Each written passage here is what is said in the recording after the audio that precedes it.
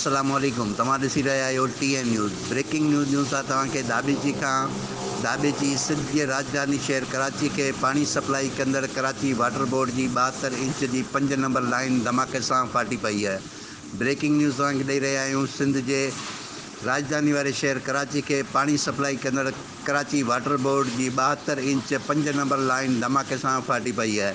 कराची जे मुख़्तलिफ़ इलाक़नि गुलशन हदीद, लांडी, कोरंगी ऐं मुख़्तलिफ़ इलाक़नि खे पाणी जी सप्लाई मुअतल। लाइन फाटण सबबि 8 पंप बंदि। पाणी दाबेची पंप हाउस कॉलोनी ऐं आसपास जे रिहाइशी इलाक़नि में दाख़िल। इलाक़े में ख़ौफ़ वारी सूरत-ए-हाल। ब्रेकिंग न्यूज़ तव्हांखे ॾेई रहिया आहियूं। दाबेची जी राजधानी कराची खे पाणी सप्लाई कंदड़ वाटर बोर्ड जी 72 इंच 5 नंबर लाइन धमाके सां फाटी पई आहे। कैमरामैन टीम सां गॾु शाहिद समूह, TN न्यूज़, दाबेची।